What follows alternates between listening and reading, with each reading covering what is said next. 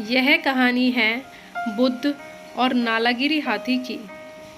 बुद्ध का ममेरा भाई देवदत्त सदा ही बुद्ध को नीचा दिखाने की चेष्टा में लगा रहता था, मगर उसे हमेशा मुंह की ही खानी पड़ती थी। एक बार बुद्ध जब कपिलवस्तु पहुंचे तो अनेक कुलीन शाक्यवंशी राजकुमार उनके अनुयायी बने। देवदत्त भी उनमें से एक था। कुछ समय पश्चात देवदत्त ने भी कुछ जादुई शक्तियां प्राप्त की और एक बार उनका प्रदर्शन मगध के भावी सम्राट अजातशत्रु के समक्ष किया। वहां वह एक शिशु के रूप में प्रकट हुआ जिसने सांप की मेखला बांधी हुई थी। तभी से अजातशत्रु उसे परम आदर की दृष्टि से देखा करता था। कुछ दिनों के बाद देवदत्त मगध से लौटकर जब संघ में वापस आया तो उसने स्वयं को बुद्ध से श्रेष्ठ घोषित किया और संघ का नेतृत्व करना चाहा।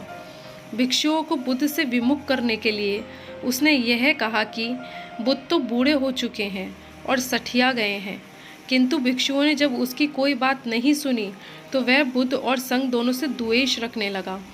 खिन्न होकर वह फिर वापस मगध पहुंचा और अजातशत्रु को महाराज बिंबिसारा का वध करने के लिए प्रेरित किया, क्योंकि बिंबिसारा बुद्ध और बौद्धों को प्रचुर प्रश्रय प्रदान करते थे।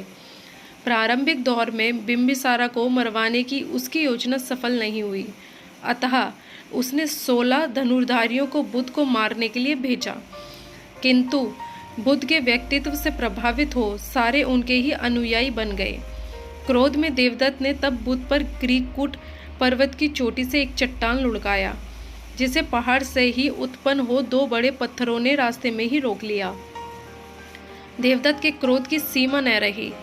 उसने एक दिन मगध राज के अस्तबल में जाकर एक विशाल हाथी नालागिरी को ताड़ी पिलाकर बुद्ध के आगमन के मार्ग में भेज दिया।